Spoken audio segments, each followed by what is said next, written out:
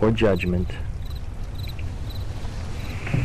Feel the sensations on your skin, the clothing touching your body, the seat underneath you, the floor beneath your feet, the warmth, coolness, dryness, or moisture of the air around you, a gentle breeze that may be blowing.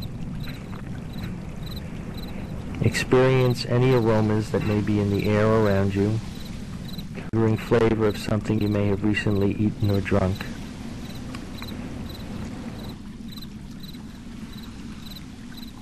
Ask yourself, where does the object you're looking at end and your seeing of it begin?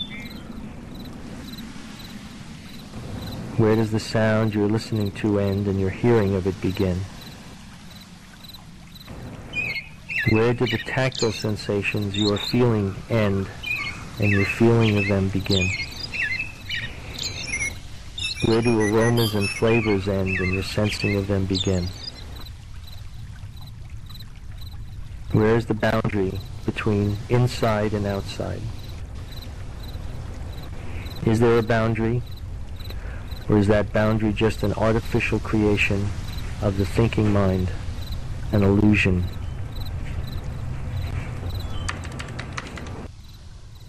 Allow the sense of any boundary between inside and outside to dissolve and disappear.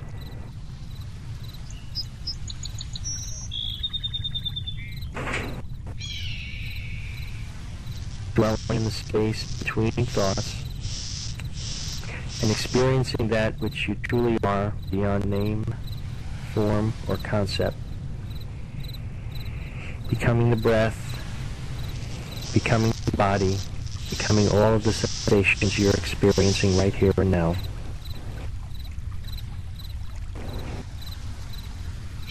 And when you're ready to move on to the next activity of your day, see if you can engage yourself with full mindfulness in whatever you're doing, immersing yourself in the activity, and still keeping part of your attention on the breath coming in and moving out through your heart. Waking up like this as often as you can during your day, whenever you remember to do so, even in the midst of your ordinary activities. This is called bringing Zen to the marketplace.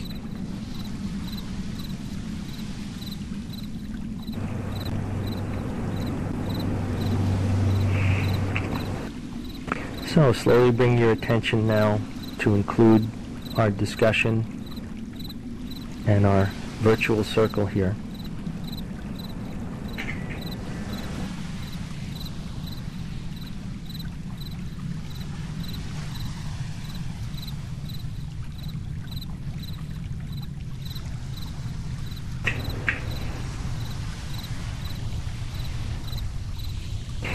So I'm ready to take critical comments. Thank you, Buddhi.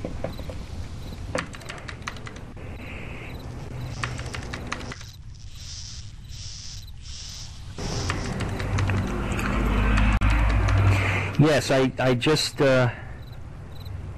read it off of. It's a Word document that I typed up yesterday and this morning.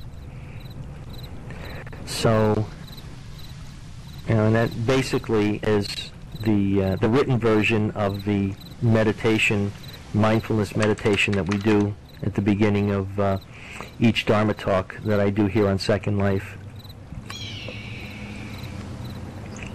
So, for the benefit of everybody who visits, it will be there.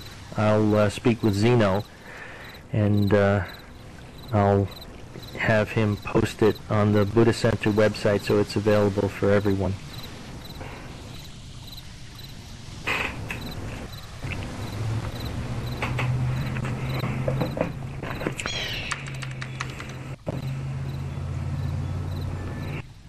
Each meditation is best when combined with other things so all three bodies develop at once in harmony.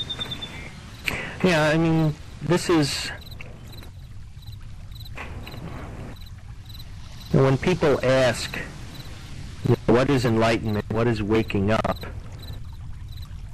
If you want to look at it, I don't know, scientifically or practically, maybe practically is a better way to put it, or pragmatically. What are the hallmarks or the criteria of an awakened mind?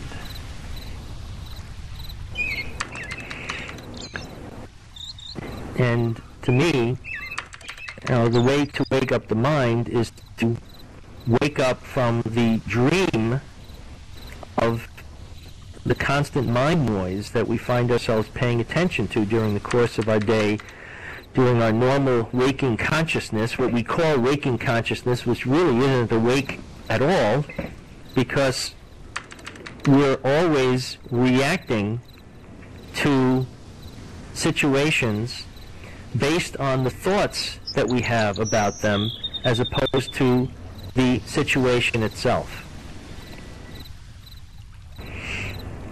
So, well, let's see, Buddha, you just said become self-aware via the negation of the senses.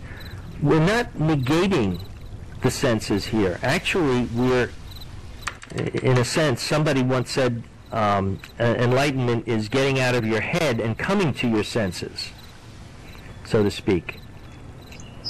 So what we're doing is not negating the senses, but negating the interpretive thoughts, or not even negating. It's all a question of attention.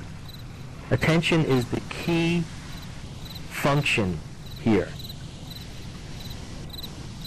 Right, Buddhism is about balance.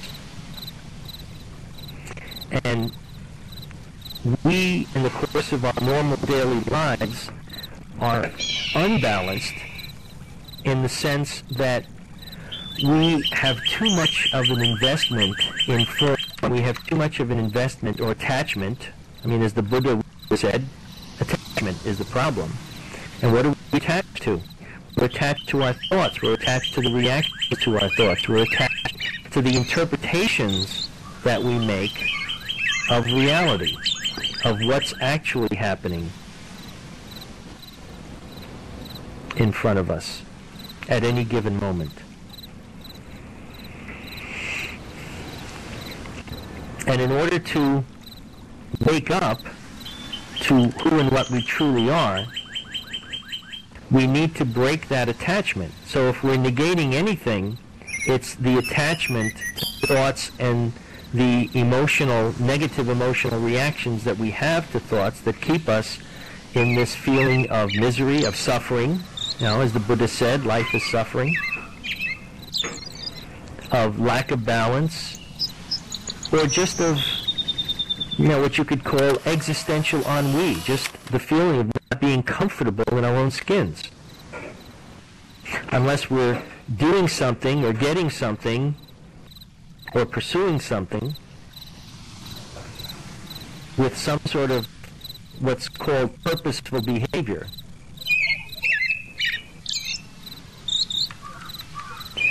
So what are the practical criteria for waking up from this dream state that we're in?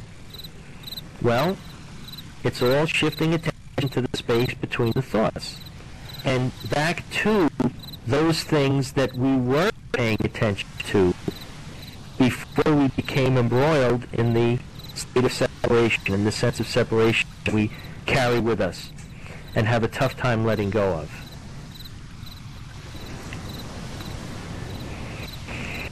Okay, Bunny's question. Can you touch on how I can explain some of the more complex ideals to my 7-year-old girl?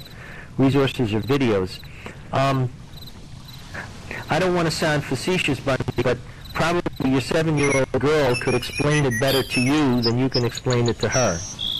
Because kids seem to have a natural connection in in many cases. I'm being facetious here, but basically what we're doing here is becoming kids again, in a way, in the best sense of that word.